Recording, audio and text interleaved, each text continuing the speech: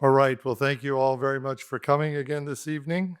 And I want to begin with a quote from Pope Benedict's Deus Caritas Est. The Church's social teaching recognizes that it is not the Church's responsibility to make this teaching prevail in political life. Rather, the Church wishes to help form consciences in political life and to stimulate greater insight into the authentic requirements of justice. And I think we keep that in mind when we begin to discuss Cardinal John O'Connor and what he was doing in the 1980s. Well, by 1980, the nation's two largest denominations were committed to overturning Roe v. Wade. Catholic opposition, of course, to the ruling was immediate, with Cardinal Terence Cook of New York called the decision shocking and horrifying on the day it was announced.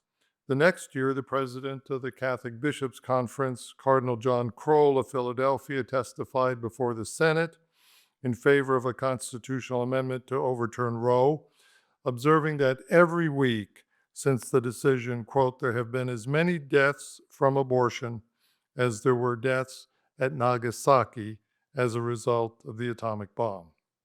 Now, the Southern Baptist Convention had taken a longer road. In 1971, the convention encouraged its members to join in efforts to liberalize abortion laws. Quote, we call upon Southern Baptists to work for legislation that will allow the possibility of abortion under such conditions as rape, incest, clear evidence of severe fetal deformity, and carefully ascertained evidence of the likelihood of damage to the emotional, mental, and physical health of the mother. In effect, the convention had adopted the position of the American Law Institute's model penal code that had several years earlier been enacted in Colorado and Georgia. Soon after the Roe decision, Southern Baptists reaffirmed their earlier resolution, saying it reflected, quote, a middle ground between the extreme of abortion on demand and the opposite extreme of all abortion as murder. But beginning in 1976, the conservative resurgent movement within the Southern Baptist Convention worked toward a greater alignment of Baptists with biblically based interpretations of ethical issues such as abortion. And in 1979, Dr. Adrian Rogers was elected president of the convention on a platform of biblical inerrancy. And 1 year later, the convention had totally reversed course, saying Roe had established a legal regime of abortion on demand, and that all medical evidence indicates that abortion ends the life of a developing human being. Southern Baptists now resolved to support a constitutional amendment to prohibit abortions in all cases, except to save the life of the mother. So whatever ambiguity there may have existed between the two political parties on the issue of abortion had also been resolved by 1980. In their national party platforms, the Democrats endorsed Roe v. Wade and opposed the constitutional amendment to overturn it, while the Republicans affirmed the opposite. So this political divide on abortion was anything but inevitable after Roe. All but one of the justices appointed by Eisenhower and Nixon to the court, all but one, had provided the majority in Roe, and Nixon's nominee, Harry Blackmun, had authored its opinion. Ironically, John F. Kennedy's nominee, Byron White, authored the stinging dissent describing the decision as nothing more than an exercise in raw judicial power. The Roe decision was supported by prominent liberal and conservative Republicans such as Barry Goldwater and Nelson Rockefeller. And Republican support for abortion legalization was evident before Roe. In 1970, Congress had created the Commission on Population and the American Future, and President Nixon appointed 20 of its 24 members, including its chairman, the world's most important donor to the cause of population control, John D. Rockefeller III. 2 years later, the Commission's widely publicized report provided unqualified support for the legalization of abortion and foreshadowed the holding in the Roe decision. Quote, women should be free to determine their own fertility, and the matter of abortion should be left to the conscience of the individual. So the Republican who would most decisively affect the Republican position on abortion had evolved in his views as well, much like the Southern Baptists. Ronald Reagan had once supported efforts to liberalize abortion, and as governor had signed California's liberalizing abortion bill in 1968. But after Roe, he reversed his position. Reagan and his supporters made abortion an important issue in his campaign against Gerald Ford, 1976, and against George H.W. Bush in 1980. But abortion was more than just a divisive issue. It was the single most important issue that brought together the two constituencies now essential to Republican victory, constituencies that had been fractured by the 1960 presidential campaign. The constituencies were obviously evangelicals and Catholics. Following Roe v. Wade, constitutional amendments were introduced in Congress to overturn the decision. In 1974 and 1975, the Senate Judiciary Committee, Subcommittee on Constitutional Amendments, held 16 days of hearings on those amendments. And then in a session closed to the public, the subcommittee refused to forward any of the proposals to the full Senate for further action. Pro-life leaders concluded that the Senate leadership had used the hearings to diffuse public opposition to Roe till the country moved on to other issues. The strategy may have succeeded, but for a freshman congressman from Illinois named Henry Hyde, and a little-known parliamentary device used to strike funding from annual appropriation bills. What became known as the Hyde Amendment was enacted for the first time in 1976 after Democratic congressmen were willing to shut down the federal government for nearly 2 weeks rather than agree to striking the amendment from the bill.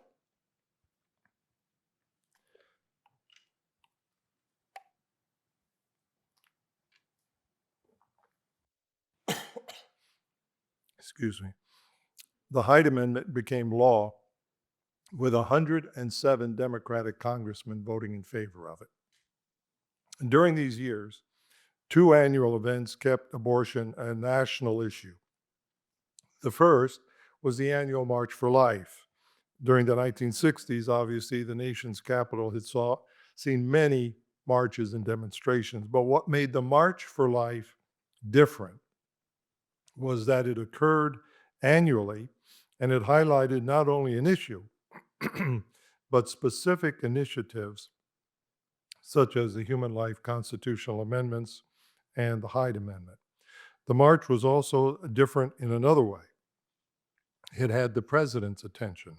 Reagan established the tradition of meeting with pro-life leaders at the White House to personally discuss with them pro-life policies, some to be implemented administratively through the White House, others by legislation through the Congress.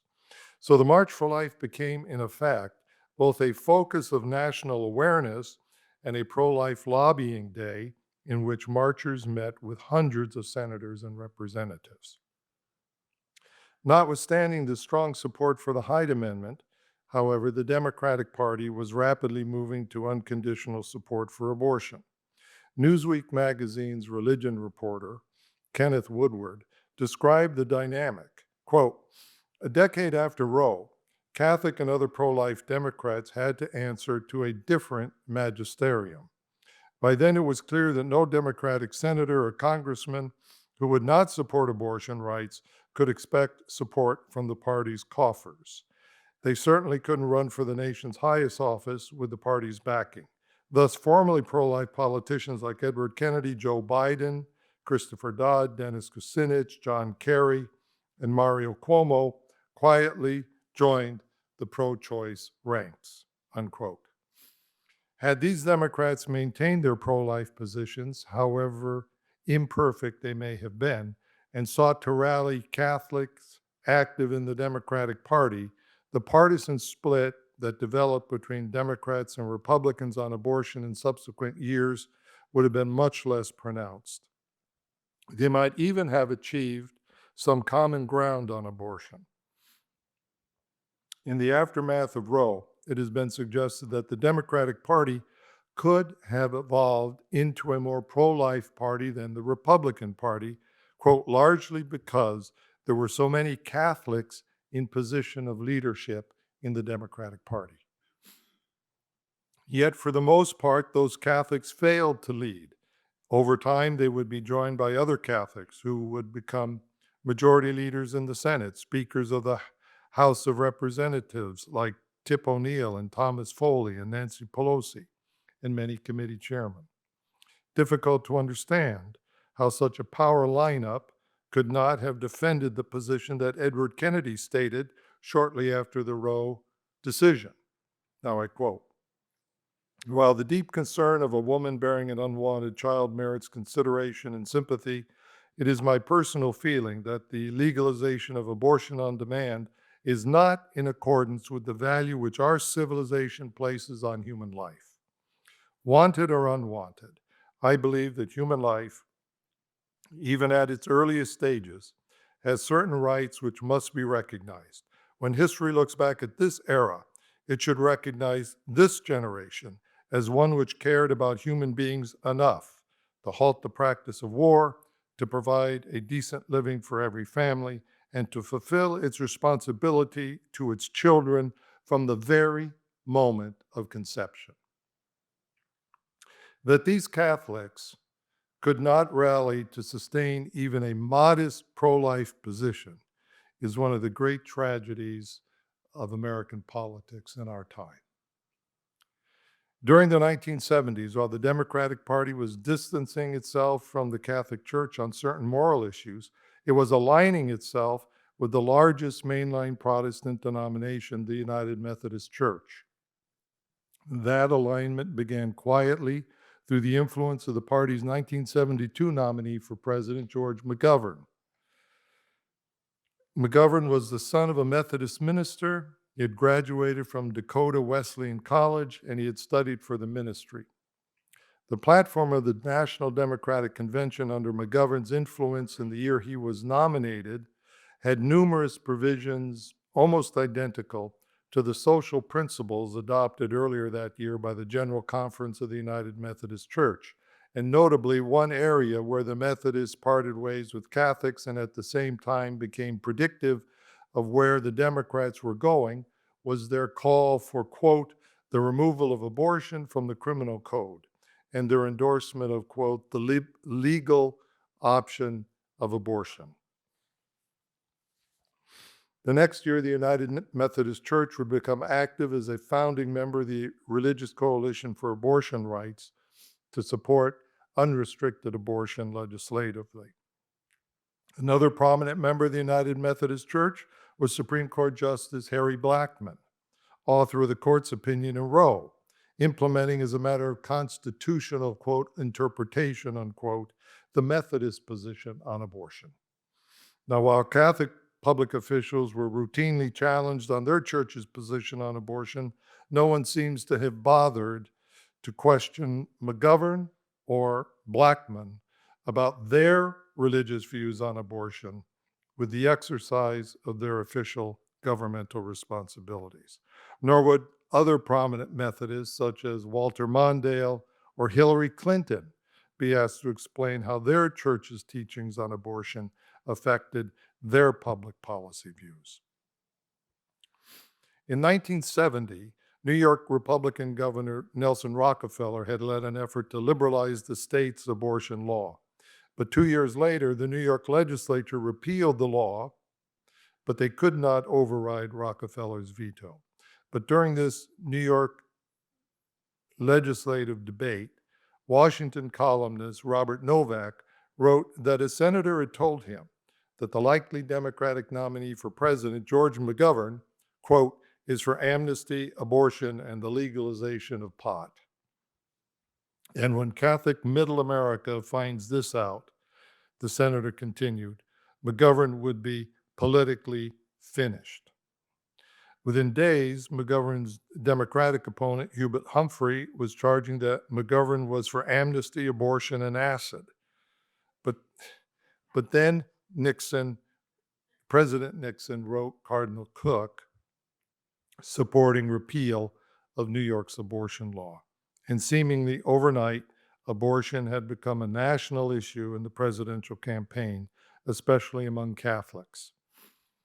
Now, given the size of Nixon's electoral victory, it's difficult to measure precisely the degree to which abortion had hurt McGovern. But as 1976 approached, there would be no fear of something similar happening to the born-again Baptist Jimmy Carter.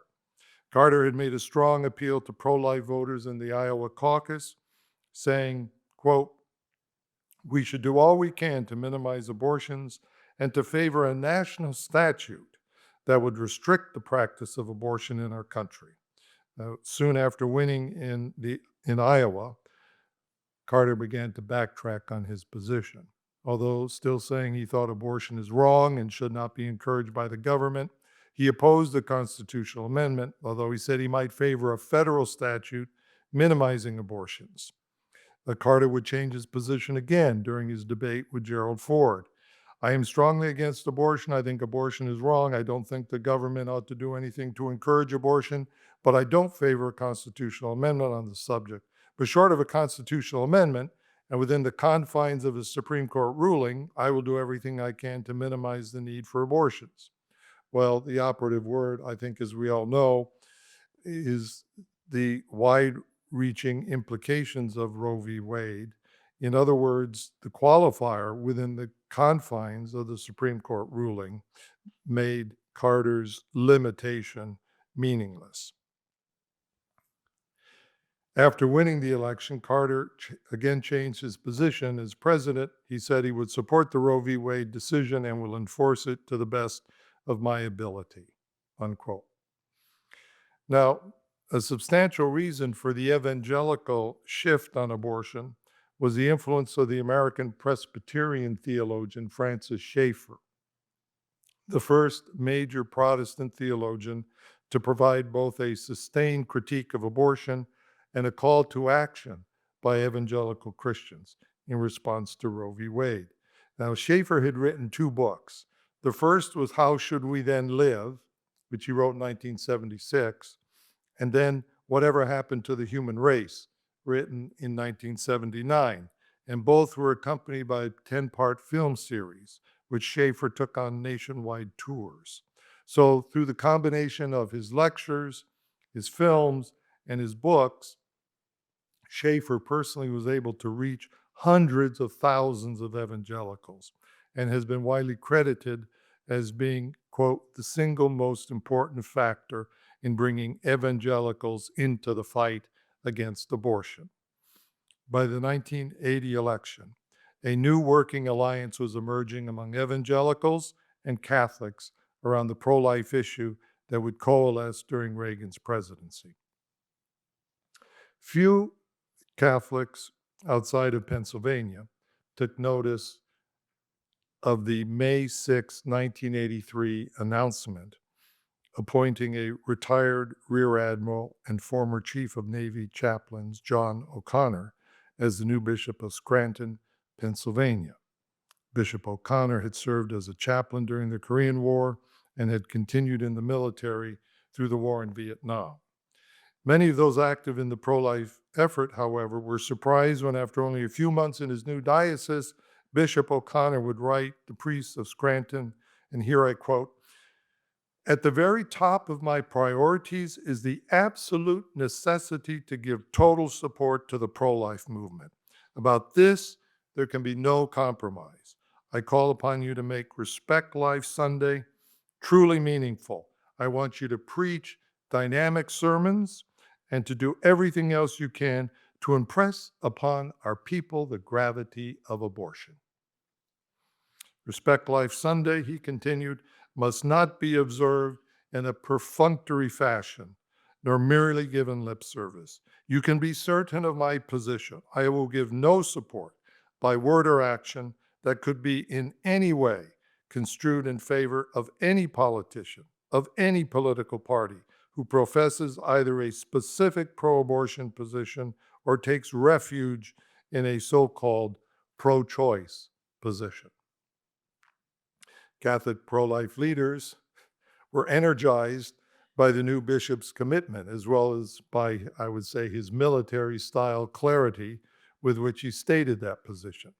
For many, it echoed the forthright approach of Pope John Paul II 5 years earlier on the Capitol Mall here in Washington. Yet hardly anyone could expect that after serving only 6 months as Bishop of Scranton, O'Connor would be named the new Archbishop of New York. If he had gained any national attention while in Scranton, it was mostly due to his Respect Life Sunday letter to priests. The abortion issue landed O'Connor in controversy on his way to New York.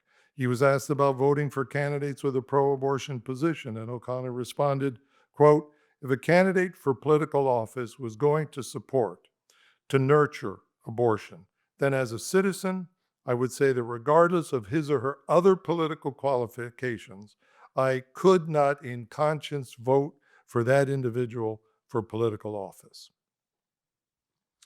Well, the integrity of conscience was one of the reasons O'Connor would one day found the Sisters of Life.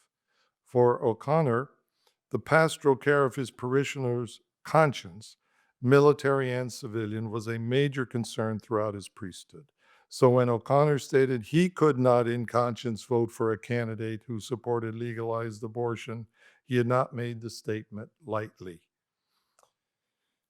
Now, Ronald Reagan began 1983 with the lowest job approval ratings of his presidency. According to the Gallup poll, it was at 35%.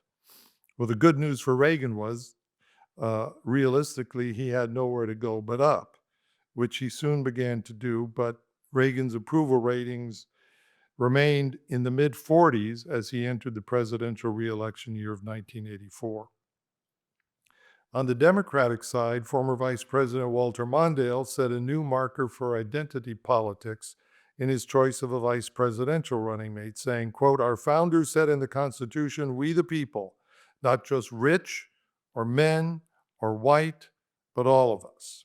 He selected three-term Congresswoman Geraldine Ferraro of New York City. Reagan had nominated the first woman to the Supreme Court. Mondale thought he had done Reagan one better. John O'Connor was installed as Archbishop of New York in March 1984. Then in June, during one of his televised news conferences, O'Connor stated, "I do not see how a Catholic in good conscience can vote for an individual expressing himself or herself as favoring abortion." As the presidential campaign began in earnest that September, O'Connor again told reporters that Geraldine Ferraro had misrepresented Catholic Church teaching on abortion. Ferraro added to the controversy the next day, saying she had done no such thing. O'Connor responded by making public a 1982 letter Ferraro signed inviting her congressional colleagues to a meeting sponsored by Catholics for a Free Choice, writing that the briefing would show, quote, "The Catholic position on abortion is not monolithic, and there can be a range of personal and political responses to the issue." Ferraro's denial gave O'Connor the opportunity to come back even harder.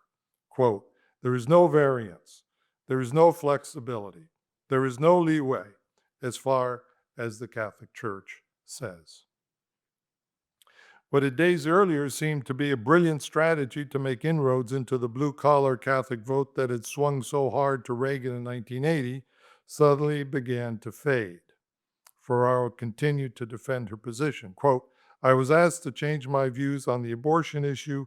I can't, and the reason I can't is because I believe I am right." The Ferraro-O'Connor controversy ensured that abortion would figure prominently in the campaign and in the October televised debates between Reagan and Mondale. Reagan was asked whether he viewed abortion as murder or a sin. And Reagan replied, "Abortion is not a problem of religion, it's a problem of the Constitution." Mondale countered by saying that regarding inherently personal and moral questions like abortion, we have always let the people decide in their own personal lives. The 1984 presidential campaign presented the most clearly divergent views by presidential candidates on abortion. Reagan argued the right to life of the unborn should be protected by the Constitution and rejected legalized abortion in cases of rape and incest. Mondale maintained not only support for Roe v. Wade, but argued for the complete privatization of abortion. Abortion figured prominently, obviously, in the vice presidential debate. Ferraro addressed her disagreement with O'Connor, saying, quote, "I will accept the teaching of the church, but I cannot impose my religious views on someone else. I truly take an oath as a public official to represent all the people in my district, not only the Catholics." The Mondale-Ferraro ticket lost in a landslide, receiving only 41% of the popular vote and losing the Electoral College vote by the worst margin in history, 525 to 13. Significantly, Reagan won 55% of the Catholic vote, and Ferraro did not even carry her district. Weeks before the election, New York Governor Mario Cuomo had entered the debate defending Ferraro's position in a widely publicized lecture at the University of Notre Dame. It was too little, too late to affect the Catholic vote for president. It did, however, have a lasting influence on a generation of Catholic politicians and public intellectuals. Cuomo had been invited to deliver the theology department's prestigious O'Brien Lecture by its chairman, Father Richard McBrien, whose theological writings the Bishops' Conference Committee on Doctrine would in the near future describe as inaccurate, misleading, confusing, and ambiguous. It was an extraordinary critique of an American Catholic theologian and chair of the nation's well-known Catholic university's theology department, made more extraordinary still by it having been signed by the succeeding and current chairman of the committee, Archbishop John Quinn and Archbishop Daniel Pilarczyk. Now, in his lecture, Cuomo argued, quote, "Our public morality depends on a consensus view of right and wrong. The values derived from religious belief will not and should not be accepted as part of the public morality unless they are shared by the pluralistic community at large by consensus." The question Cuomo obviously did not answer was why Catholic public officials did not have a responsibility to work to build consensus on abortion when Catholics could find so many coalition partners among Baptists, evangelicals, Presbyterians, and Missouri Synod Lutherans. And until 1973, the United States had a longstanding consensus on abortion, as reflected in the state laws of nearly every state, with many of those laws dating back to the 19th century. That nationwide consensus had been overturned by the Supreme Court in Roe.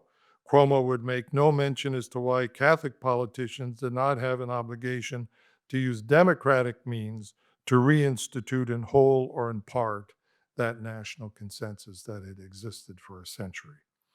The division between Catholics and evangelicals confronting Kennedy in 1960 had now been overcome on the question of abortion. The Protestant denominations that had been most concerned with Kennedy's Catholicism were now substantially in alignment with the Catholic position on abortion. But the challenge for Catholics in the Democratic Party had also shifted due to the increasing demands of secularism.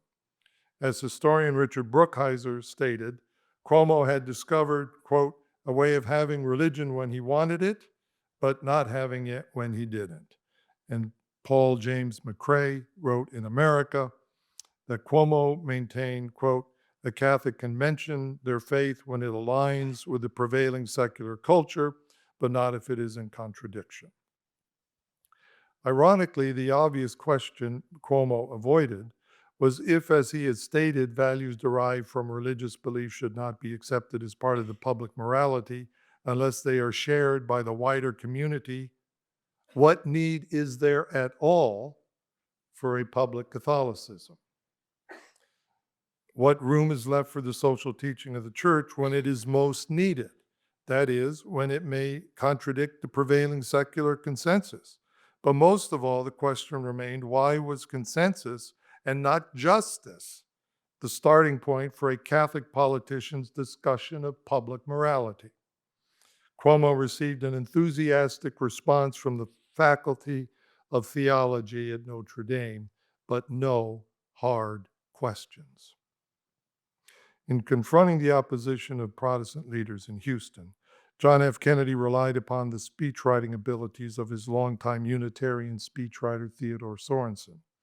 At Notre Dame, Cuomo relied upon his Irish Catholic speechwriter Peter Quinn, who would later become a frequent contributor to Commonweal. Now, after Father McBrien had invited Governor Cuomo to lecture at Notre Dame, Cuomo invited McBrien to lunch at the governor's mansion in Albany, where they spent the afternoon outlining the lecture that his speechwriter, Peter Quinn, would write.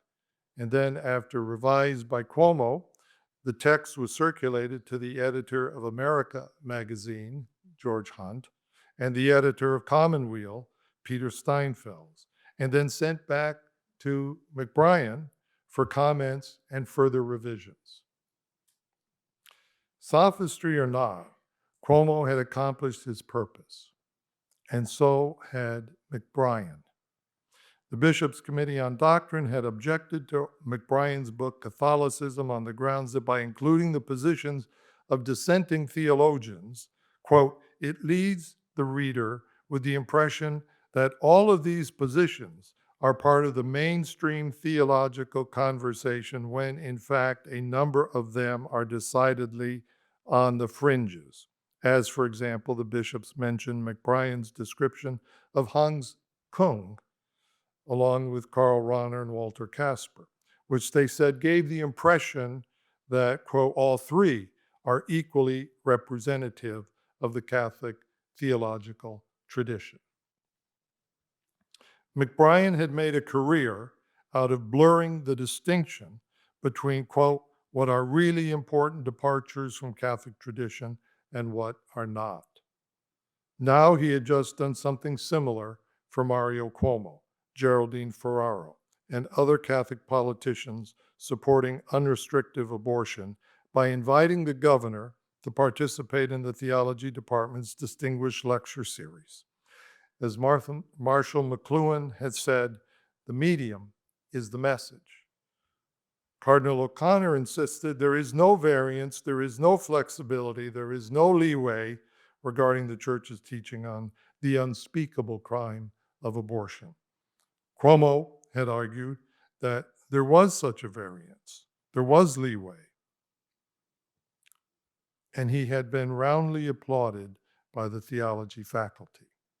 Following Cuomo's lecture, a Catholic politician's support for legalization of abortion would in some quarters no longer be seen as a serious departure from the Catholic tradition. Instead, it would be argued that it was now the bishop's criticism of Cuomo and Ferraro's position that was not theological, but political. One further observation. Supporters of Roe v. Wade often claim it is a landmark decision in the same category as Brown versus Board of Education. Well, there is an important difference. Roe never enjoyed the same acceptance regarding its constitutional foundation, even among constitutional scholars who were generally supportive of the result, if it had been proposed as a statute. In his dissent, President Kennedy's nominee and Robert Kennedy's former Deputy Attorney General, Justice Byron White, called the decision, quote, an exercise of raw judicial power, and, quote, an extravagant exercise of the power of judicial review, saying further, quote, I find nothing in the language or history of the Constitution to support the court's finding. The court simply fashions and announces a new constitutional right. That assessment was shared by a number of the nation's most prestigious constitutional scholars, including Archibald Cox of Harvard Law School, Alexander Bickel and John Hart Ely of Yale Law School, Richard Epstein of the University of Chicago. Their view was succinctly summed up by John Hart Ely when he wrote that Roe, quote, is bad because it is bad constitutional law, or rather, because it is not constitutional law and gives almost no sense of an obligation to try to be. And by Archibald Cox, who said the court had failed, quote, to lift the ruling above the level of a political judgment. Now, Justice White is very interesting, an Episcopalian and only one of a handful of justices in our history who have served on the court for more than 3 decades, said that Roe was, quote, the only illegitimate decision the court rendered during my tenure. And, he continued, in every other case, there was something in the Constitution you could point to for support. There, nothing. And White would never consider the court's action in Roe v. Wade to be legitimate. According to University of Chicago law professor Dennis Hutchinson, quote, in succeeding terms, White would never vote to support the right identified in Roe and Doe. Unlike all other areas in which several years of reaffirmation, settled doctrine, and dictated his acceptance of a line of authority, even where he had dissented at first, abortion was the exception. An illegitimate decision, in White's view, was entitled to no respect. If the court's abortion jurisprudence was treated this way by one of the nation's leading jurists, why did so many Catholic politicians feel compelled to support and even promote it? Glenn Olson has observed that the position on abortion taken by Mario Cuomo and later by John Kerry confuses a culturally Protestant understanding of morality with a Catholic one.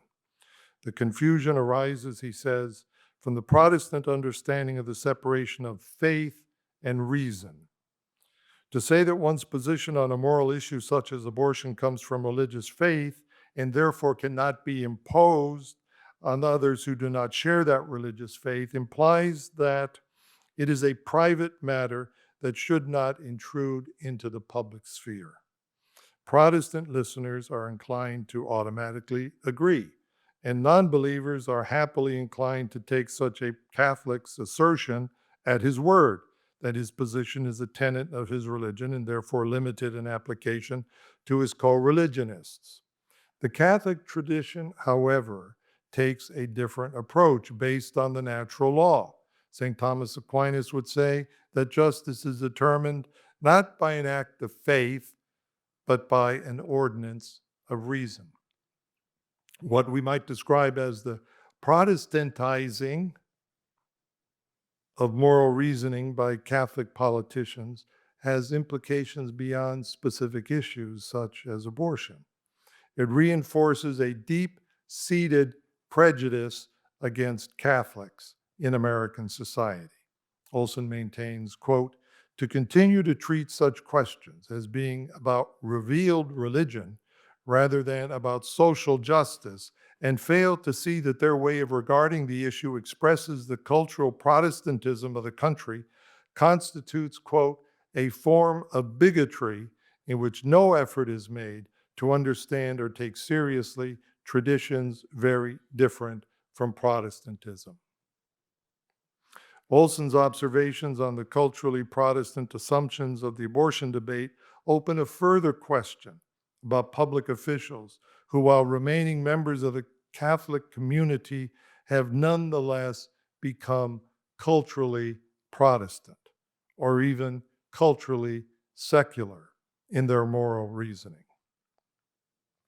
The 1984 election had impressed O'Connor with the challenge that the church faced from Catholic public officials who insisted that they would not change their position on abortion because they believed they were right. O'Connor would be preoccupied with this problem and serve as one of John Paul II's closest allies in responding to it. That would be the purpose of Evangelium Vitae, promulgated by the Pope in 1995. 3 years earlier, John Paul II had promulgated the Catechism of the Catholic Church. Regarding the evil of abortion, the Catechism was unambiguous. Quote, human life must be respected and protected absolutely from the moment of conception.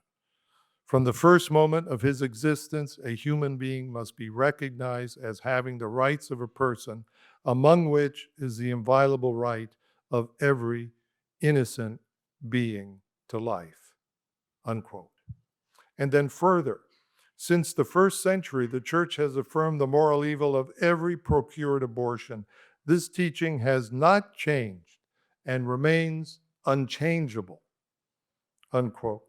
As Catholics prepared to enter a new millennium, they had a clear statement of the teaching of their church on abortion in a new universal catechism, as well as the most comprehensive and detailed explanation of the reasons for that teaching in John Paul II's encyclical.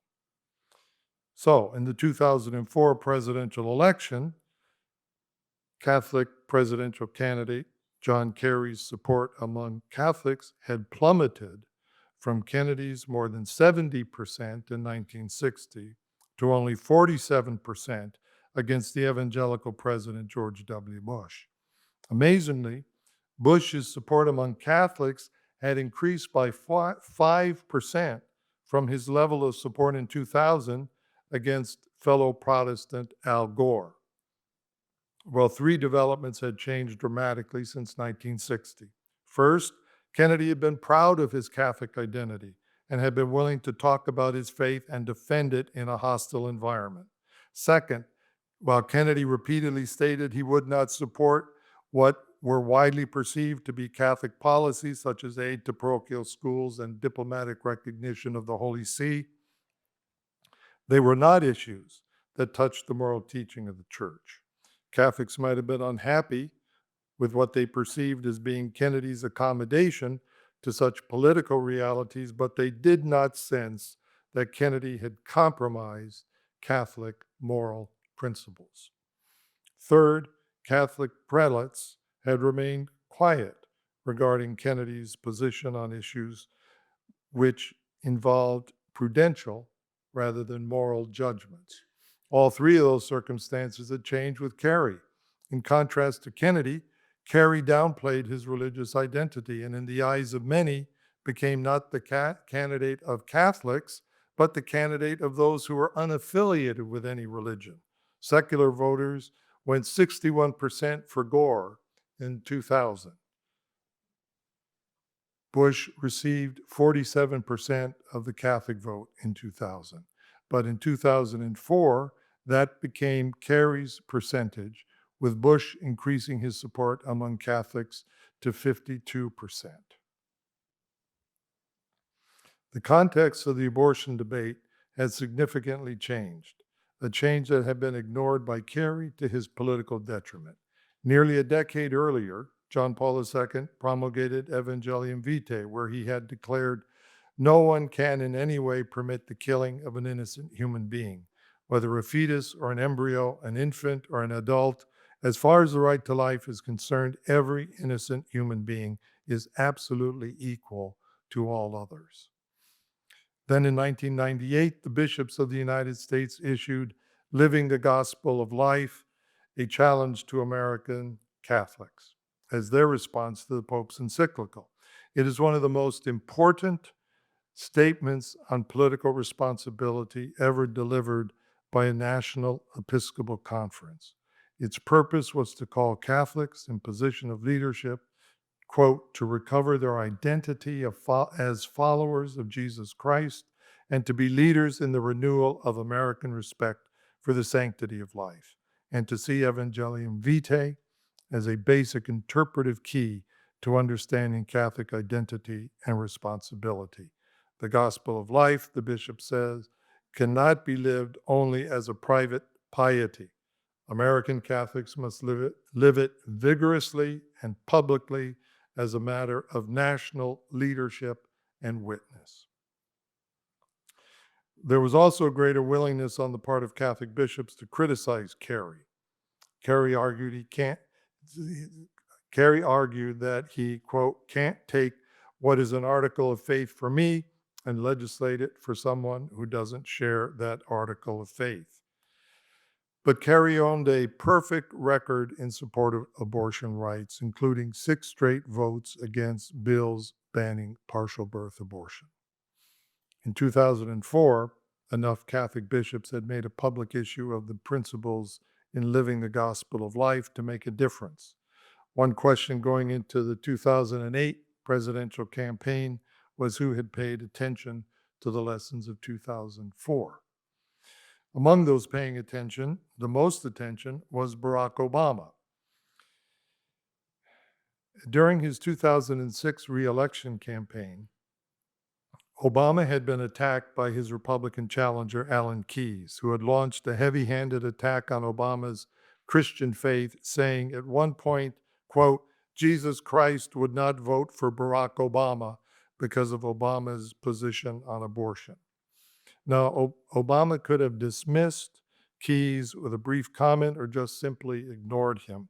Instead, Obama used the opportunity to give a thoughtful keynote address about religion in both private and public life at the Sojourners Call to Renewal conference entitled Building a Covenant for a New America in Washington, D.C. He began with a clear-sighted understanding of the situation, saying, quote, the biggest gap in party affiliation among white Americans today is not between men and women or those who reside in so-called red states and those who reside in blue ones, but between those who attend church regularly and those who do not. Most importantly, Obama went on to speak in a very personal way about his own faith and how one day in Chicago's Trinity United Church of Christ, kneeling beneath the cross, he came, quote, to affirm my Christian faith and felt that I heard God's Spirit beckoning me. I submitted myself to his will and dedicated myself to discovering his truth. And as a result, he maintained, if we truly hope to speak to people where they're at, to communicate our hopes and values in a way that's relevant to their own, then as progressives, we cannot abandon the field of religious discourse. Obama had found a way to move in 2 different directions at once. In 2008, he would win an even greater percentage of the religiously unaffiliated vote, reaching 75% compared to Carey's 67%. But significantly and decisively, he would dramatically flip the number of the Catholic vote, taking 54% to McCain's 45%. And he would even increase his share of the white Protestant born-again evangelical vote by 5%. The 2 candidates seemed to have flipped in important ways, the importance of faith and in attracting religious voters to their campaign. McCain appearing more like Carey in downplaying religion, and Obama coming closer to Bush in the way he spoke about his religious experience and values.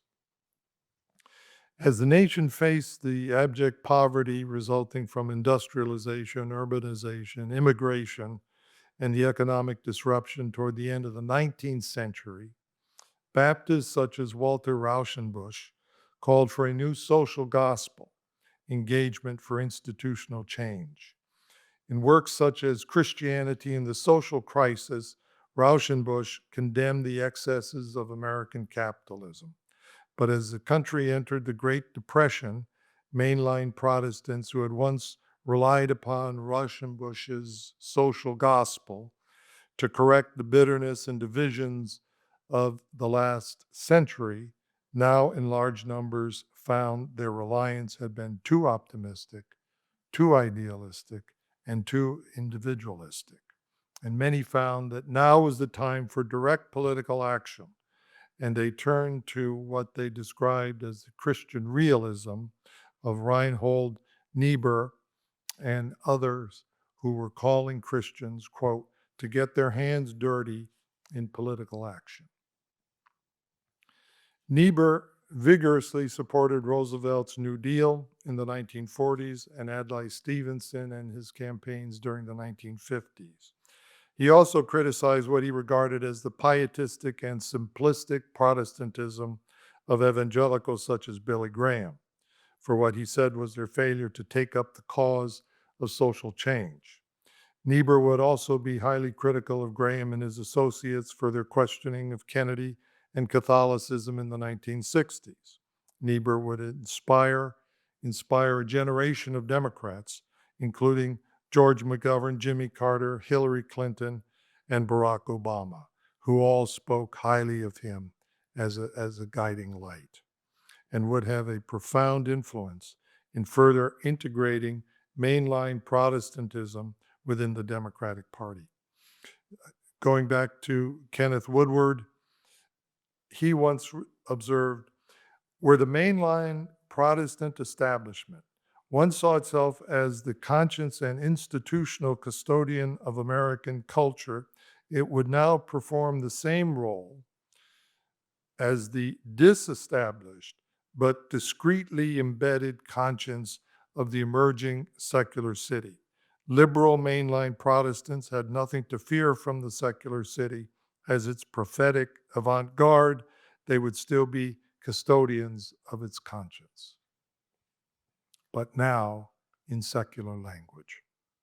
Woodward further suggests that there was a Methodist moment within the Democratic Party led by George McGovern and reinforced by other Methodists, such as Walter Mondale and Hillary Clinton.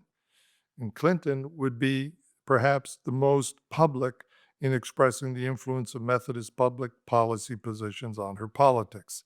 Speaking in 1996 to the United Methodist General Conference, she stated, "For me, the social principles of the Methodist Church have been as much a description of our history as a prod for my future actions." And then she went on to list a whole specific areas such as education, healthcare, children, family, etc., where church teaching had served as her political guide. During this time, the United Methodist Church and other mainline Protestant churches were increasing their involvement in politics to more effectively provide what they considered to be a Christian voice of civil conscience. Stephen Tipton, in his History of Contemporary Mainline Protestants, says they saw themselves as what he calls counter-publics.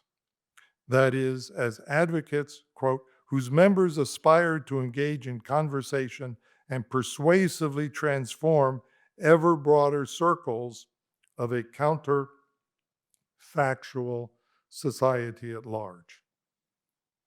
Churches are called to do this, Tipton maintains, because, quote, the church is always on the side of the whole of human society and the whole of God's creation. It is always trying to see the big picture, hear the whole story, and discern the justice of the entire social order. Politicians and others may view churches as special interest groups, yet they are different, Tipton contends, precisely because they see themselves as embodying the rest of society and of the whole society. Ironically, at a time when the mainline Protestants sought to speak on behalf of the common good on issues that lacked the common consensus, many Catholic public officials and theologians and public intellectuals were arguing the opposite, that the church should remain silent, should silence its prophetic voice in the name of pluralism. This effort, of course, was compatible with the more radical agenda of Protestants like Harvard's Harvey Cox, who sought an ever greater rapprochement with secularism. For Cox, one of the greatest challenges to contemporary theology was to translate the Bible's, quote, mythical language into the, quote, post-metaphysical language of secular society.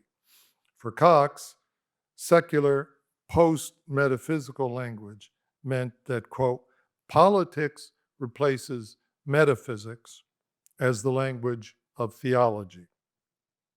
On the practical level, Cox provided a clear theological accommodation between mainland Protestants and non-believers within the Democratic Party. Mainline Protestants could now speak prophetically in ways which secularists would find not only understandable, but acceptably non-religious. What had once been perceived as a sign of contradiction now suddenly had been transformed into a sign of conciliation. In 1960, John Courtney Murray raised concerns regarding what he called, quote, secularizing Protestants among mainline Protestantism, quote, who affect an identification of their Protestantism with American secular culture, and who, quote, consider the church to be true in proportion as its organization is commanded by the norms of secular democratic society and bring about a coincidence of religious and secular liberal concepts of freedom. What Murray did not speculate on was how the influence of such secularizing Protestants would influence American political culture and seep into the thinking of Catholic theologians, public intellectuals, and politicians. Thank you very much.